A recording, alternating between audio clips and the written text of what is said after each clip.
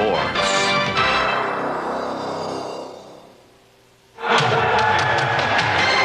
Tonight, for the first time in the '93 Stanley Cup playoffs, Hockey Night in Canada is on the air from the United States. Pat Burns and Brian Murray are set to lead the Red Wings and the Leafs into battle. In history, they've met 22 times. Each team has won on 11 occasions. Detroit and Toronto's a road we've been down before. 7 games is usually the norm. 8 legs when they play in this building with the Octopi. How about the production line? How about the history of what Toronto's done in Detroit? The fact they've met 590 times in regular season play. Toronto has the edge in victories, but only by 5 games. This year they met 7 times in the season. Dead even, 3-3-1. Both have a renaissance to report with Mike Ilitch in '82, Steve Stavro in '92. I asked Cherry about that matchup. He says all Greek to me, but he knows this one. Gilmore against Yzerman. We'll also see the fellas from Melville and Montreal, Cheveldae and Potvin. The Energizers on the power play, Dino Cicerelli and Dave Anderchuk. And there's a lot of muscle to be found in this series too, and of course, most of it's bulked up with Probert and Clark, number 24 and number 17 set for game number 1. Felix Potvin, the Chicoutimi Jr. How will he fare? He was shelled twice in this rink during the year. Had to play against Adirondack last year. They wore the red and white and lost the first 2 games before turning in beautiful performances later on in that Calder Cup final in the AHL. Good evening and welcome to Molson Hockey Night in Canada and the Stanley Cup playoffs on CBC. I'm Ron McLean at Joe Louis for game 1 of this Norris semi-final. On the flight in from Quebec where we were last night, I thought about how great this series would be, but I couldn't get Bradley Fraser out of my mind. Bradley was born with a hole in his heart. He lived in Port Perry, Ontario. Doctors did a great job. By the time he was 8, he was well enough to play sports, and his mom and dad let him play hockey. This was to be his last year as a 13-year-old because next year it'd be contact hockey. They couldn't take that chance. In their father-son wrap-up game on Friday in Port Perry, he succumbed to a heart attack, and he was laid to rest this afternoon wearing a Detroit sweater number 19 for his favorite, Stevie Yzerman. You can't imagine the devastation in the community of Port Perry. For the Fraser family, from all of us at Hockey Night in Canada, our sincerest regrets and our deepest appreciation for you nurturing his love of these teams and this game, which we'll share again tonight. Andy Van Helleman ready to lead the troops on for the officials. Let's get to the analysis. First word, as always, should go to the coaches. How about their opponents? Here's Brian and Pat. Well, there's no doubt about that. The Detroit Red Wings can end your dreams in about 10 minutes if you let them play that style of wide open hockey that they want to play. If we can force the Red Wings to play 60-minute game with us, it could be a different story. And that's what the mode, I guess, of our team concept is right now, is to make the Red Wings play 60 minutes with us. Well, they're an excellent defensive team, good goaltending. We have to be very conscious of the patience and discipline that they have and not turn the puck into a situation where they can counter on us and give up some type of soft goal.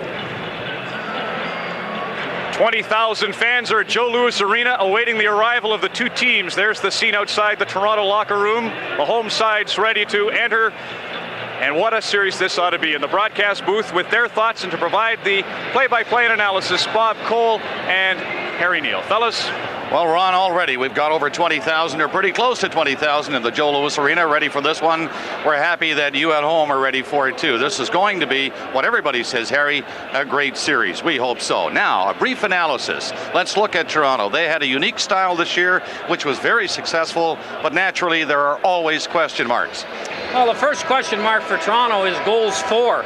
They were 16th in the National League in that department, and they only scored 12 in their last 7 games. Potvin has not played an NHL playoff game. You'd have to worry about that. They've outworked and out-hustled and out-determined opponents all year long. Can they do it in the playoffs? And the Gilmore-Fedorov matchup will be a dandy. The 2 best two-way centers in the league playing against each other for 7 games. For the Detroit Red Wings, Bob, Cheveldae, that's one of the big questions. He's on an 8-game winning streak coming in, but his playoff record is not very impressive. Goals against, they are not a conscientious defensive team. They give up good chances. It's hard to be the goalie for the Red Wings. The size, they've got 2 forwards over 195 and 6 peaceful but talented defensemen. Can they play every night in the heat of the playoffs and get away with it? And finally, Will they ever win many games on work instead of talent? Well, two teams coming off record-setting seasons, but starting tonight, they have to do it all over again from scratch. Here's Ron. And that's why all the pressure. Don Cherry just making his entrance now with members of the Royal Canadian Legion, Branch 143 in Windsor. Fans love Don in Detroit because he's picked them to go to the Stanley Cup Final versus Pittsburgh.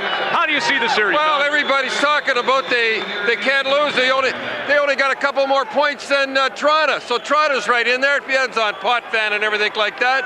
Everybody knows, hey, listen, Yzerman's got to be there. Gilmore's got to be there. The guys that are going to win it are the third and fourth line. And one guy that Cliff Fletcher got for the playoffs is Anderson. He's floated all year. This guy could win the series right now by himself. Anderson, if he gets going like he did in Edmonton. There's your pal, Dougie Gilmour. Dougie Gilmour, the best two-way hockey player in the world right there. I'll tell you, he's kind of been in cruise the last week or so. Watch him turn it up. Will Probert be a factor? Probert, I hope Wendell and Probert don't go because Wendell can't hurt Probert, but Probert can hurt Wendell. I hope they don't go. It's going to be great. Coffey's got Probert in a great shape. It's unbelievable the shape this guy's in. He can skate now. He's a good hockey player. Let's look at a little montage of some of the memories we've achieved in 7 gaes thus far with Toronto versus Detroit. Billy Berg involved there, Zezel and Cicerelli. Whoa, looks like Rock'em Sock'em here. All right. Oh, look at that. They're in the front there. Look at that. Oh, beautiful. Wham. I sure hope we don't see a whole lot of that, but I expect Konstantinov can score. Pat Burns and Brian Murray are ready. So are we, of course, and so are you for Toronto and Detroit. Game 1 of the Norris semis on Molson Hockey Night in Canada on CBC.